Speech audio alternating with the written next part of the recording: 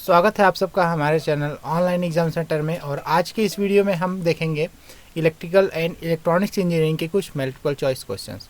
और इसमें हम बेसिक इलेक्ट्रिकल के पार्ट को डिस्कस करने जा रहे हैं और ये पार्ट 3 है। इसके पहले हमने 1-2 कवर किया हुआ है, आप उनको भी देख सकते हैं। प्ले लिस्ट मैंने डिस्क्रिप्शन में दे दी है, आप वहाँ से इसको देख सकते हैं। साथ में इस PDF में जो जो ऐसे क्वेश्चंस हैं जो कई बार एग्ज़ाम्स में पूछे गए हैं, तो आपके लिए बहुत ही ज़्यादा इम्पॉर्टेंट हैं। तो आप इस वीडियो को लास्ट तक देखिएगा, बहुत ही ध्यान से देखिएगा, क्योंकि इसमें ऐसे क्वेश्चंस हैं जो मल्टीपल टाइम रिपीट हुए हैं। और साथ में ये जो PDF है, इसको वीडियो देखने के बाद आप इसको डाउनलोड कर सकते हैं और अपने दोस्तों के साथ इसको शेयर भी कर सकते हैं।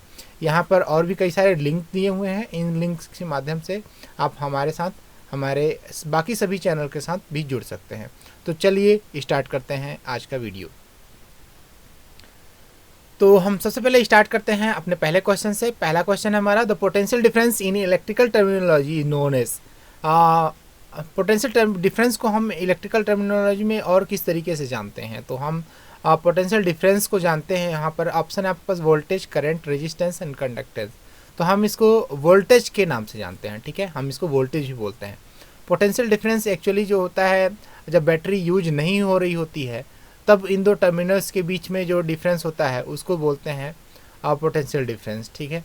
और जब बैटरी यूज में होने लगती है, जब यूज होती है, तब इसके क्रॉस के टर्मिनल के बीच में जो आपका जो पोटेंशियल होता है, उस टाइम पे उसको हम वोल्टेज भी बोलते हैं। क्योंकि अब कोई भी बैटरी जब हम यूज करते हैं तभी हम उसका इस्तेमाल करते हैं, तो हम इसको वोल्टेज शब्द का हम ज़्यादा इस्तेमाल करते हैं, ठीक है, क्योंकि हम ज़्यादातर यूज के केस में ही पढ़ाई करते हैं, ठीक है। तो आपको ये चीज़ समझनी है, ठीक है। अच्छा, ये जो EMF होता है, पोटेंशियल डिफरेंस होता है, पोटेंशियल डिफरेंस हम जिसको बोलते हैं, जिसको हम P से रिप्रेजेंट करते हैं मोस्टली, ये तो पोटेंशियल डिफरेंस हमेशा ज़्यादा होता है किसी बैटरी का in comparison to the voltage, है ना। क्योंकि जो एक्चुअल जो वोल्टेज होता है वो पोटेंशियल डिफरेंस, यानी अगर हम E से रिप्रेजेंट करते हैं, P से नहीं, अगर हमने इसको E से रिप्रेजेंट किया, ठीक है, तो इस केस में यहाँ पर स्मॉल I और small r, air R is internal resistance, यानी बैटरी का कुछ ना कुछ इंटरनल रेजिस्टेंस होता है जिसको हम इस तरीके से शो करते हैं। तो इस तरीके से बैटरी का जो टर्मिनल वोल्टेज, यानी ये जो रेजिस्टेंस है बैटरी के इनसाइड है, तो ये आपका वोल्टेज जो होता है इस तरीके से डिफाइन होता है। हालांकि बैटरी का जो इंटरनल रेजिस्टेंस होता है वो हम इसको मान के चलते हैं कि ये 0 के बराबर होता है, इसलिए हम मोस्ट ऑफ द केस में इसको हम very much similar to the potential difference मान के चलते हैं। क्लियर? तो ये चीज़ आपको ध्यान रखनी है, ठीक है। चलिए आगे चलते हैं नेक्स्ट क्वेश्चंस में। और अभी ये जो क्वेश्चंस हम बता रहे हैं ये आपके लिए बहुत ही यूज़फुल है, आपको इनको नोट डाउन करते जाना है, ठीक है। अगला क्वेश्चन है कि the circuit in which current has a complete path to flow is called, यानी सर्किट जिसमें कंप्लीट पाथ होना चाहिए, कंप्लीट पाथ करंट के फ्लो होने के लिए, तो हम ऐसे सर्किट को क्या बोलते हैं? कंप्लीट का पाथ का मतलब होता है कि it should have a high potential and it should also have a low potential, okay. इसके पास हाई पोटेंशियल और लो पोटेंशियल दोनों चाहिए। करंट जब यहाँ से इलेक्ट्रॉन तभी चलना स्टार्ट करता है, यानी निगेटिव टर्मिनल से इलेक्ट्रॉन आगे चलना तभी स्टार्ट करता है जब उसके पास आगे कोई मंजिल हो। अब मंजिल का मतलब अगर उसके पास पॉजिटिव यहाँ पे इलेक्ट्रोड हो, यहाँ पे पॉजिटिव इलेक्ट्रोड हो, तभी ये दौड़ेगा। जब यहाँ पे अगर रास्ता आपने कहीं से कट कर दिया, ठीक है, अगर आपने कहीं से रास्ता कट कर दिया, और उस केस में अगर आप सोचे कि यहाँ से इस पर्टिकुलर पॉइंट से मान लीजिए कि अब यहाँ पे इलेक्ट्रॉन चलने की बात की जाए कि इलेक्ट्रॉन यहाँ से निकले और प्लस के पास जाए, तो इलेक्ट्रॉन को जब पता होगा कि आगे यहाँ पर रास्ता ब्रेक है, तो यहाँ से निकलने की कोशिश ही नहीं करेगा, ठीक है। ये तभी कोशिश करेगा जब एक रास्ता पूरा जो पाथ है इसका कंप्लीट हो। तो ऐसे पाथ को हम बोलते हैं, देखिए क्लोज्ड हो गया। यहाँ पे हम बैटरी को इंटरनली कनेक्टेड मानते हैं, हम इसको सो इस तरीके से करते हैं। सो इसका आंसर होगा यहाँ पे closed path, okay. Next question हम अभी देखने जा रहे हैं कि जो अगर voltage, if the voltage current characteristic is a straight line, यानी VI कैरेक्टरिस्टिक्स की यहाँ बात की जा रही है कि अगर VI कैरेक्टरिस्टिक्स स्ट्रेट लाइन है and passing through origin, then the element is said to be, element को हम क्या कहेंगे? लीनियर एलिमेंट कहेंगे, नॉन लीनियर एलिमेंट कहेंगे, यूनिडायरेक्शनल एलिमेंट कहेंगे, या बाई डायरेक्शनल एलिमेंट कहेंगे? अब देखिए लाइन ओरिजिन से पास कर रही है, तो ये लाइन की बात की जा रही है, ठीक है, तो ये दोनों डायरेक्शन में जाएगी, यहाँ से भी ऐसे भी जा सकती है, ठीक है। तो इस केस में अगर हम बात करते हैं यहाँ पे, तो देखेंगे हम कि जैसे जैसे वोल्टेज बढ़ रहा है वैसे वैसे करंट बढ़ रही है, और इसी कैरेक्टरिस्टिक को हम लीनियर कैरेक्टरिस्टिक्स बोलते हैं, इसलिए हम इसको लीनियर एलिमेंट ही बोलते हैं, ठीक है। इसको हम लीनियर एलिमेंट बोलते हैं। और जो ओम्स लॉ को फॉलो करते हैं, यानी ये जो सिचुएशन है, this is V is directly proportional to I, it's showing this relation, this is Ohm's law, okay, you knows is very well, okay, this one is very easy. Now we come to the next question. This is also very important question. Here you have given a diagram in which two resistors are connected, R1 and R2, and both are connected in series connection, okay, both are having the same values, and series connection में क्या होता है, voltage जो होता है divide होता है उनके वैल्यू के प्रोपोर्शनल, मतलब अगर वैल्यू जैसी होगी, बड़ी होगी, तो उसके पास वोल्टेज सप्लाई भी ज़्यादा होगा, ठीक है। और एक चीज़ और, जितना वोल्टेज सप्लाई यहाँ से बैटरी से जा रही है, उतनी ही वोल्टेज सप्लाई बाकी से दोनों में यहाँ पे डिस्ट्रीब्यूट होगी, इन दोनों में भी, बाकी दोनों में डिस्ट्रीब्यूट होगी, ठीक है। तो यहाँ से अगर 10 वोल्ट है तो आगे जाके 2 बराबर हिस्सों में बटेगी। तो सीधी सी बात, ये ट्रिक है, 5 वोल्ट दोनों को हम डिवाइड कर देंगे, और जिसके क्रॉस हमसे पूछा जा रहा है हम उसको बता देंगे, तो दोनों में यहाँ पे 5 वोल्ट है। अदरवाइज इसको निकालने का, फाइंड आउट करने का और भी कई तरीका था, ठीक है। आप चाहते तो आप पहले करंट निकाल लेते, करंट निकालने की कोशिश करते, तो ये जो रेजिस्टेंस लगे हुए हैं सीरीज में है, कैसे पता करेंगे, because the current which is flowing from here that will go also in the same direction, the current is the result of flow of charge, and the charge is what I say flowing in the same amount through the complete path, so they are having the same current, they are connected in series connection. So the R equivalent in case of series is given as R1 plus R2, so here you will get the total resistance R equivalent, R equivalent you will get 40 plus 40, and this comes out to be 80 ohm, okay, this is 80 ohm. And when you will find the current flowing in this circuit, then you will divide the voltage, that is 10 volt, by total resistance, that is 80 ohm, then you will get the current flowing in the circuit, and this comes out to be 1/8 ampere. And now when you will go to find the resistance across this resistance, then you will multiply just the we are going to find the VR1, then we will multiply the current 1/8 ampere into the value of resistance, that is 40 ohm, then we will get here 5 volt, okay. So this is the answer. So this one is the lengthy process, but you can get the answer by direct tricky method, okay. You should use your concept to divide this voltage into these two resistance, okay. Now we will come to the next question, and this is also very much important question, and you knows this question very well, and I have explained this question in the previous part, that what is the energy stored inside the inductor, and it is well known to you, and the answer is half Li square. So the answer is half Li square. So now come to the next question. You must keep down noting, and these questions are very much important for your every exam. How many types of dependent और controlled sources are there? कितने dependent और controlled source होते हैं? तो आपको इसको बहुत अच्छे से पता है कि dependent source जो होते हैं और 4 प्रकार के होते हैं, control source जो होते हैं वो dependent source जो होते हैं control source के ही part होते हैं, ठीक है। कंट्रोल सोर्स मतलब एक तरीके से जो फिक्स्ड सोर्स होते हैं, और कंट्रोल्ड सोर्स होते हैं जो दूसरे के द्वारा कंट्रोल होते हैं। एक तरीके से यहाँ पे देखिए, जैसे कि हम बात करते हैं वोल्टेज कंट्रोल्ड वोल्टेज सोर्स, ठीक है, current control voltage source, voltage control current source, और current control current control current source. तो ये चीज़ आपको यहाँ से देखनी है, 4 प्रकार की चीज़ें होती हैं, तो आपको ध्यान में रखना है। इनके जो सिम्बॉल्स होते हैं वो भी आपको पता होंगे, ठीक है। इनके सिम्बॉल्स आपको बहुत अच्छे तरीके से आने चाहिए। चारों के अलग अलग सिम्बॉल होते हैं, करंट सोर्स का अलग सिम्बॉल होता है, वोल्टेज सोर्स का अलग सिम्बॉल होता है, ठीक है। Find the voltage Vx in the given circuit. इस सर्किट में आपको वोल्टेज बताना है Vx में, यानी इसमें कितना करंट, कितना वोल्टेज जाएगा। तो जो सप्लाई वोल्टेज होता है, अगर कोई सिंगल सप्लाई वोल्टेज है, सिंगल सप्लाई एक्टिव एलिमेंट है, बाकी सभी पैसिव एलिमेंट्स है, तो जितना यहाँ से सप्लाई होगा वही बाकी सब में कंज्यूम होगा। यानी जो 50 वोल्ट इधर है या उसी के बराबर, तराजू की एक साइड 50 वोल्ट हो गया तो दूसरे साइड भी उतना ही होगा, 10 प्लस 15 प्लस 15 प्लस यहाँ पे Vx। अब जब आप इसको सॉल्व करेंगे तो आपको Vx की वैल्यू मिल जाएगी 10 वोल्ट। तो आपका ये मेथड है, यही मेथड जो है this is also the KVL Kirchhoff's voltage law का भी ये मेथड है, ठीक है। This is also Kirchhoff's voltage law, this is according to the rules of Kirchhoff's voltage law, okay. So you must know this how to applied, okay. अगर हम इसको दूसरे तरीके से आप सॉल्व करते हैं, जो सिंपल मेथड है, तो जब हम यहाँ से सर्किट में इस तरीके से मूव करना स्टार्ट करते हैं, ठीक है, नीचे से ऊपर की साइड, तो हम जब यहाँ से ऊपर जाएंगे तो हमारा पोटेंशियल बढ़ रहा है, तो हम इसको माइनस से ऊपर गए तो हमारा +50, ठीक है, हम KVL अप्लाई करने जा रहे हैं।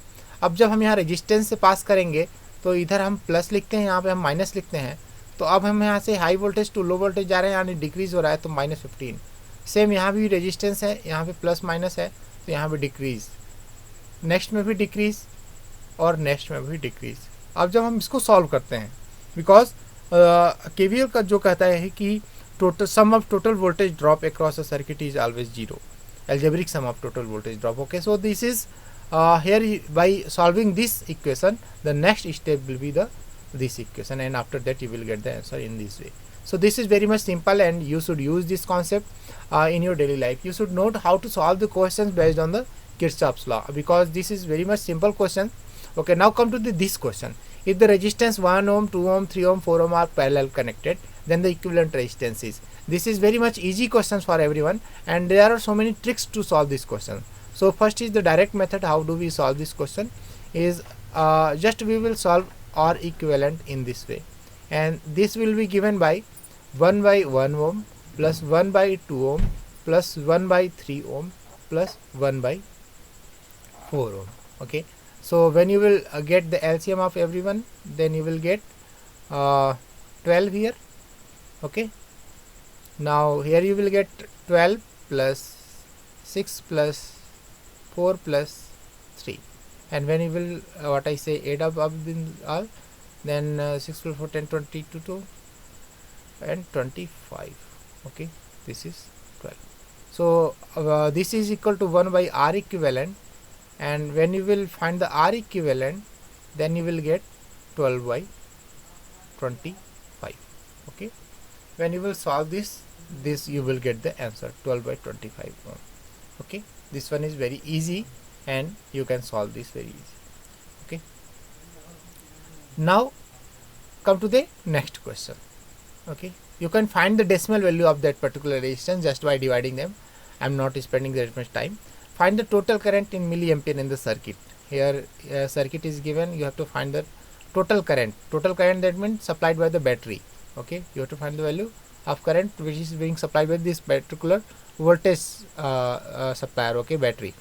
Now first of all, to find the current you will have to find the equivalent resistance, and when two resistance of equal value, that is 2K and 2K are connected in parallel, then their equivalent resistance will be when you will replace this one, then you will get a equivalent resistance of 1K. Okay, when n number of resistance are connected in parallel and having the value R each one, then you will get the value here R, then the R equivalent will be R divided by n. Okay, R is just a random value, and here 2K and the number of resistance are 2, so you will get 1K ohm. Okay, so this is 1K ohm connected with here this one in series with this all.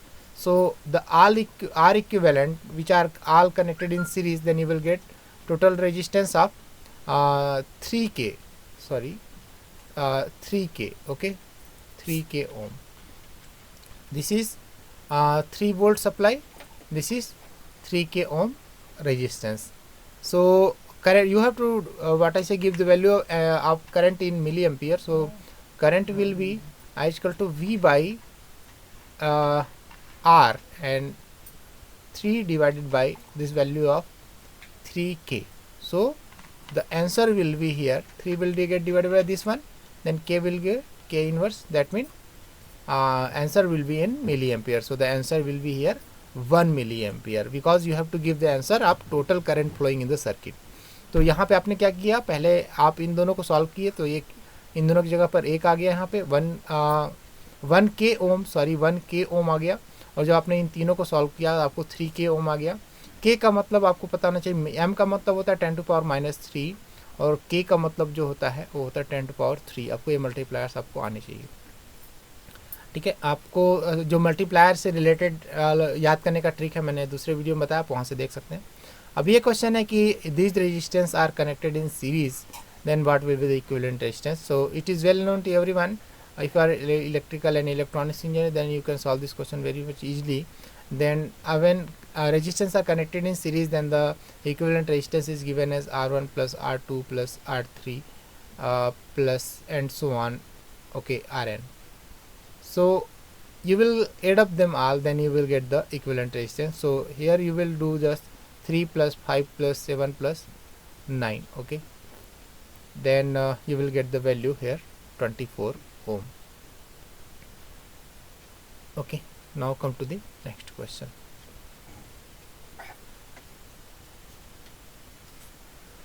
Pick the incorrect statement among the following. आपको इसमें से जो गलत statement है उसको निकालना है, आपको पता करना है. Inductor is a passive element, बिल्कुल सही है. इंडक्टर एक पैसिव एलिमेंट होता है, ये पावर सप्लाई नहीं करता, पावर कंज्यूम करता है. Current source is an active element, ये भी बात सही है, जो करंट सोर्स होगा वो तो एक्टिव एलिमेंट होगा. Register is a passive element, register जो होता है पैसिव एलिमेंट है, ऑब्वियस बात है, ये भी पैसिव एलिमेंट होता है. ये तीनों स्टेटमेंट यहाँ पे करेक्ट है, लेकिन आपको करेक्ट तो बताना नहीं है, आपको बताना है इनकरेक्ट स्टेटमेंट. तो अगर ये तीनों सही हैं तो लास्ट वाले को गलत होने का चांस बढ़ जाता है. अगर लास्ट वाला भी गलत नहीं हुआ तो हमको फिर से ABC चेक करना होगा, ये प्रोसीजर है, ठीक है.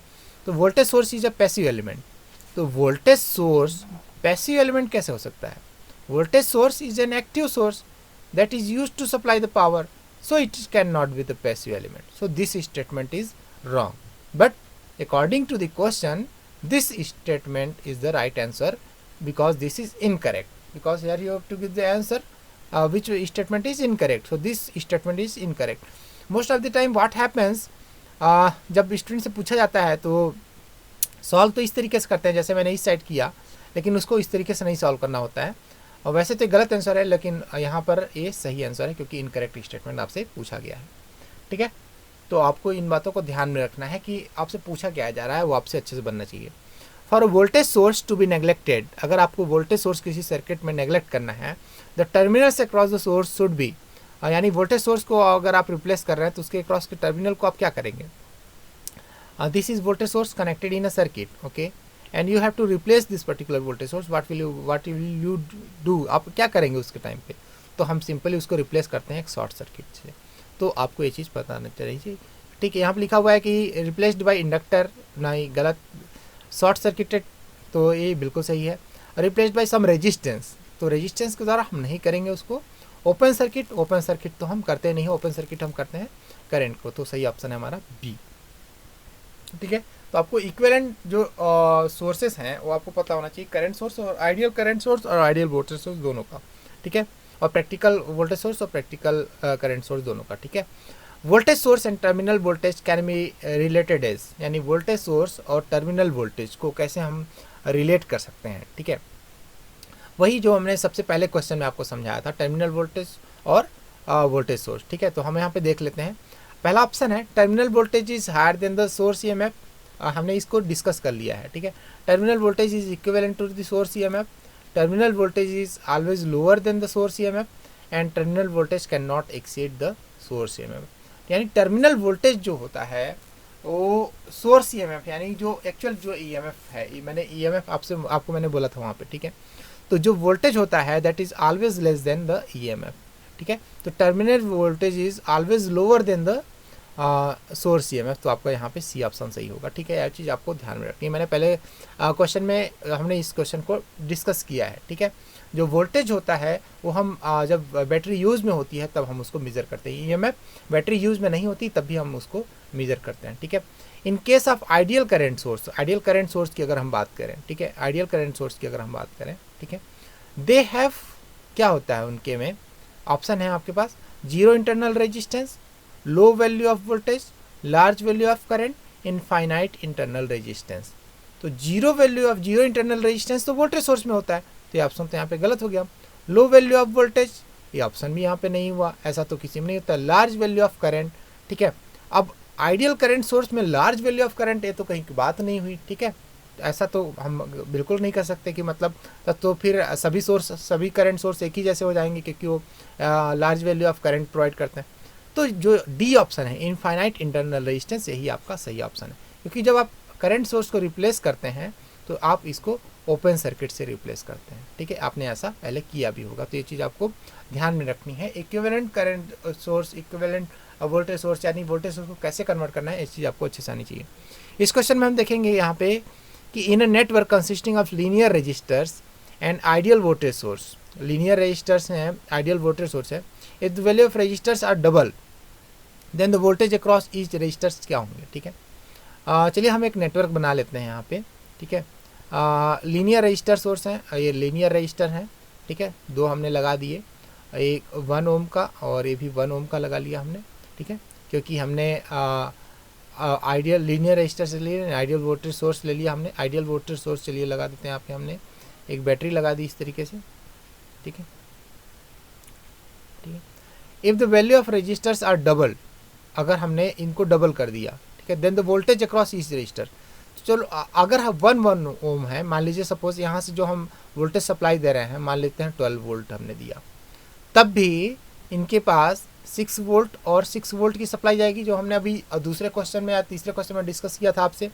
ठीक है, अगर यहाँ पे 2 ओम और 2 ओम का रेजिस्टेंस कर देते हैं तो भी ये 6 वोल्ट और 6 वोल्ट ही रहेगा, क्योंकि ये जो सप्लाई है वही तो आगे जाके डिस्ट्रीब्यूट होगी, और जितने रेजिस्टेंस हैं उनमें बराबर बराबर डिस्ट्रीब्यूट होगी। अब यहाँ पे चाहे आप 100 ओम से रिप्लेस कर दें दोनों को, तो भी इनमें 6 वोल्ट और 6 वोल्ट की ही सप्लाई जाएगी, क्योंकि बैटरी जितनी प्रोवाइड कर रही है वही आगे जाके डिवाइड होगी। ठीक है, यहाँ पर जो कनेक्शन है, हमने लीनियर की यहाँ पर बात की थी। ठीक है, तो यहाँ पे वोल्टेज फिर से चेंज नहीं हुआ। अब ये तो सीरीज कनेक्शन था, हम पैरेलल कनेक्शन की बात करते हैं। हमने यहाँ पर इस तरीके से एक वोल्टेज सोर्स लगाया यहाँ पे। ठीक है, और हमने यहाँ पे लगा लिया, एक बैटरी ले लिया सपोज 12 वोल्ट का। This is just assume this one is appearing like a cell, but assume this is a battery. Again हमने यहाँ पे कुछ रेजिस्टेंस इस तरीके से पैरेलल कॉम्बिनेशन में लगाए, तो इसके क्रॉस भी 12 वोल्ट होगा और इसके क्रॉस भी 12 वोल्ट होगा। आप रेजिस्टेंस की वैल्यू चेंज करते जाएं, उनमें जो वोल्टेज की वैल्यू होगी बिल्कुल नहीं चेंज होगी, यानी both the case the voltage will remain change, the voltage across each register will remain unchange. ठीक है, तो यही एक खासियत भी है। हालांकि सीरीज में जो वोल्टेज होता है डिवाइड होता है, लेकिन पैरेलल में जो वोल्टेज होता है वो सेम रहता है। ठीक है, इस क्वेश्चन में हम देखेंगे, यहाँ पर पूछा गया आपसे अ प्रैक्टिकल करंट सोर्स। ठीक है, प्रैक्टिकल करंट सोर्स के बारे में बात की जा रही है, can also be represented as.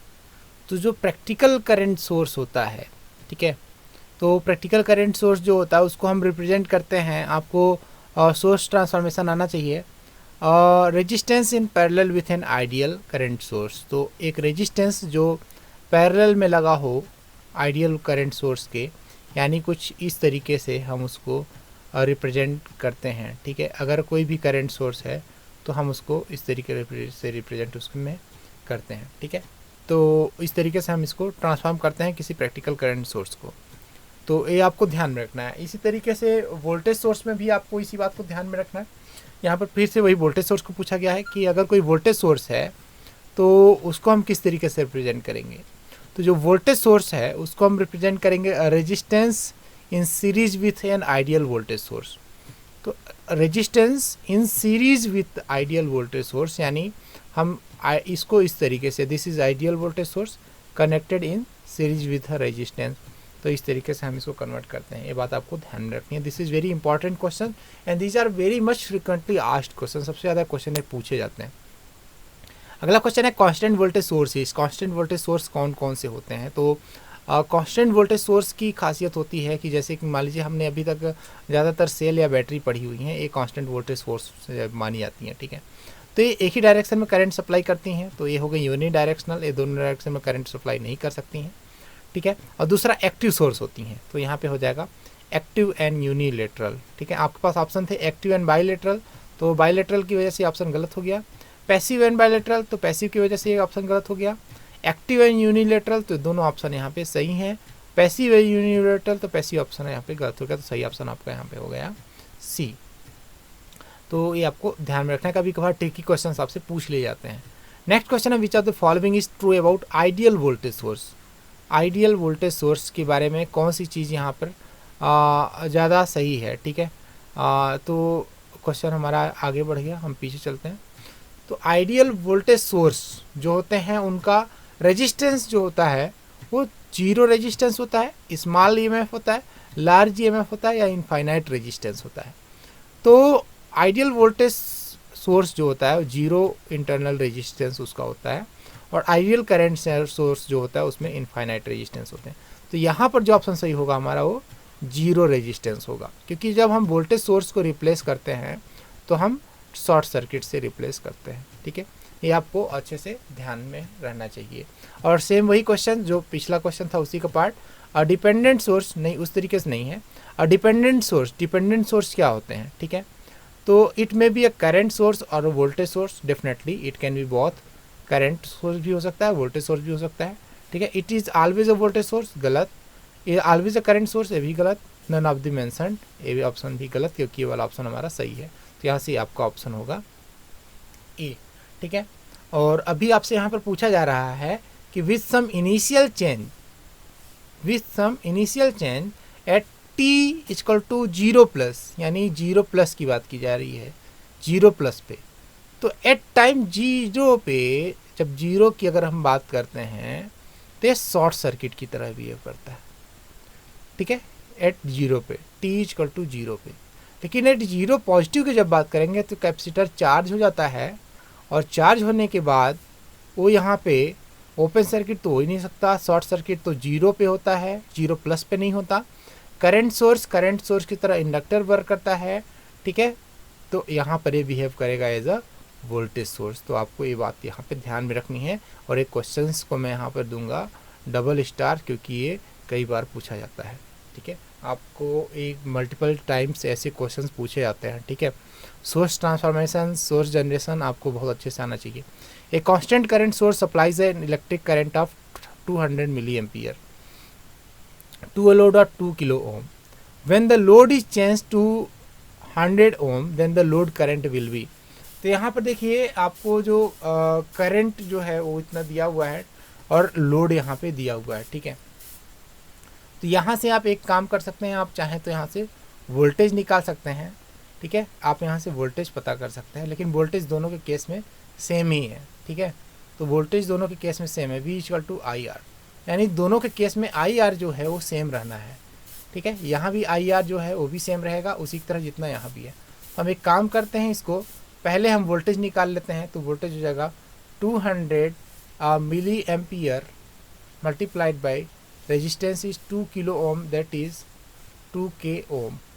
और जब मिली और किलो यानी 200 इंटू 10⁻³ इंटू 2 इंटू 10⁻+3, ये जब आपस में मिलेंगे तो ये दोनों तो मल्टीप्लाई होने के बाद 1 हो जाएंगे। फिर आपका यहाँ से कितना हो जाएगा 400 वोल्ट, और यही 400 वोल्ट बराबर होगा 100 ओम मल्टीप्लाइड बाई एक्स करंट की वैल्यू है। तो यहाँ से जब हम इसको सॉल्व करेंगे 400 डिवाइडेड बाई 100 हो जाएगा, तो हमारी करंट आ जाएगी 4 एम्पियर। तो यहाँ से हमारी जो करंट होगी 4 एम्पियर। ठीक है, तो आप इसको देख सकते हैं, इस तरीके से आप इन क्वेश्चंस को लगा सकते हैं। अगला क्वेश्चन जो आपको दिया गया है कि a voltage source of 300 volt has internal resistance of 4 ohm. Voltage source है, फिर से स्लाइड हमारी आगे चली गई। वोल्टेज सोर्स आपको दिया गया है 300 वोल्ट का यहाँ पे। ठीक है, और यहाँ पे जो उसका जो रेजिस्टेंस लगा हुआ है, इंटरनल रेजिस्टेंस की अगर बात कर रहे हैं, that is given to you, that is 4 ohm, यानी यहाँ पे आपको 4 ओम दिया गया है। ठीक है, 300 volt internal 300 volt voltage source का सब जो वोल्टेज सोर्स है वोल्टेज है, और 4 ओम इसका इंटरनल रेजिस्टेंस है। And supplies a load having the same resistance. ठीक है, यानी सेम रेजिस्टेंस का लोड भी लगा हुआ है। यानी हम यहाँ पे बना लेते हैं, this is suppose a battery and it is having a internal resistance, this is a 4 ओम, और एक बाहर का जो लोड रेजिस्टेंस है उसका भी यहाँ पे लगा हुआ है 4 ओम। ठीक है, तो हम यहाँ से देखेंगे इसमें कि करंट कितनी फ़्लो करेगी। तो इसमें से अगर आप करंट फाइंड आउट करने की कोशिश करेंगे तो आपको यहाँ से करंट मिलेगी, आई की वैल्यू जो इस पूरे पाथ में फ़्लो हो रही होगी। Total voltage supplied by total resistance it is 8 ओम। तो ये इतनी करंट इसमें फ्लो कर रही है। Power absorb by the load, तो पावर एब्जॉर्ब किसी भी लोड यानी लोड के क्रॉस कितनी होगी, तो लोड होगी यहाँ पे पावर जो होगा this is equal to I²R, और आप जब इस वैल्यू को फाइंड आउट करेंगे, ठीक है, आई आपकी इतनी दी हुई यानी 300/8 मल्टीप्लाइड बाई 300/8 और r की वैल्यू है 4। तो 4 से आप इसको 4 2 जा 8 और 2 150 यहाँ पे हो जाएगा। ठीक है, आप इसको जब फर्दर सॉल्व करेंगे तो आपको वैल्यू मिलेगी 5625 वाट। तो आपका यही आंसर होगा। ठीक है, आप इसको इस तरीके से आसानी से फाइंड आउट कर सकते हैं। नेक्स्ट क्वेश्चन आपको दिया गया है कि a voltage source having a open circuit voltage of 200 volt and internal resistance of 50 ohm is equivalent to a current source of, यानी एक आपको वोल्टेज सोर्स दिया गया है। ठीक है, वोल्टेज सोर्स यहाँ पे दिया गया है और इस वोल्टेज सोर्स का जो वोल्टेज है आपको 200 वोल्ट यहाँ पे दिया गया है। इंटरनल रेजिस्टेंस इसका है 50 ओम और इसको हम ट्रांसफॉर्म कर रहे हैं किसी करंट सोर्स में। तो जब आप करंट सोर्स में इसको ट्रांसफ़र करेंगे तो फर्स्ट ऑफ ऑल जो करंट यहाँ से जनरेट होगी वही तो होगी, तो आप V/R करेंगे तो वही जो करंट की वैल्यू आएगी वही आपकी वैल्यू होगी, यानी 4 एम्पियर। तो 4 एम्पियर की करंट यहाँ पे जनरेट होगी। तो दो ऑप्शन है हमारे पास, 4 एम्पियर वाले, ए और बी। ठीक है, अब सीरीज़ में कनेक्ट होगा कि पैरेलल, तो करंट सोर्स के हमेशा पैरेलल में ही कनेक्ट होता है। तो 4 ampere with 50 ohm in parallel connection, तो हम यहाँ पे ऑप्शन हमारा होगा ए। ठीक है, यहाँ पे 4 ampere with 50 ohm in parallel connection, क्योंकि अगर हम सेम इसी तरीके से लगा देंगे सीरीज़ में तब तो कोई इसका मायने ही नहीं रह जाएगा यहाँ पर वोल्टेज सोर्स का। हम यहाँ पर सीधे अगर 4 एम्पियर लिख दे रहे हैं तब तो वोल्टेज सोर्स को आपने सीधे सीधे करंट सोर्स में रिप्लेस कर दिया, तो ऐसा पॉसिबल नहीं है। तो अगर आप ट्रिक से भी निकालें तो आपको ये चीज़ पता हो जाएगी कि that will be connected in a parallel combination. तो अब हम आज की बारी है आज के क्वेश्चंस की, और इस क्वेश्चन का जवाब आपको देना है कमेंट बॉक्स में। आप इस क्वेश्चन को ध्यान में पढ़िए। If a current source is to be neglected the terminal across the sources are. ठीक है, अगर जो करंट सोर्स है उसको हम नेग्लेक्ट कर रहे हैं तो करंट सोर्स के अक्रॉस जो टर्मिनल होगा, इस क्वेश्चन को हमने बीच में डिस्कस किया हुआ है, तो हम उसको किससे रिप्लेस करेंगे? That will be replaced by a source resistance, किसी सोर्स रेजिस्टेंस से रिप्लेस होगा, ओपन सर्किट से रिप्लेस्ड होगा, या रिप्लेस्ड होगा किसी कैपेसिटर से, या रिप्लेस्ड होगा किसी शॉर्ट सर्किट, या उनको शॉर्ट सर्किट किया जाएगा। इसका जो क्वेश्चन होगा वो आपको देना है कमेंट में। ठीक है, और हमें इंतज़ार रहेगा आपके सही आंसर का। और आप इस PDF को डाउनलोड भी कर सकते हैं, डिस्क्रिप्शन में लिंक आपको दिया गया है, और उसमें PDF में आपको जितने भी इमेज दिखेंगे आप उनको क्लिक करके आप हमारे बाकी सभी चैनल से जुड़ सकते हैं, व्हाट्सअप, टेलीग्राम जितने भी हैं, और साथ में आप इस यहाँ पर क्लिक करके आप हमारे चैनल को सब्सक्राइब भी कर सकते हैं। वीडियो देखने के लिए बहुत बहुत धन्यवाद। मिलते हैं नेक्स्ट वीडियो में। अच्छे से जम के तैयारी करते रहिए, हम आपके लिए और भी कई सारे क्वेश्चन लेके आते रहेंगे।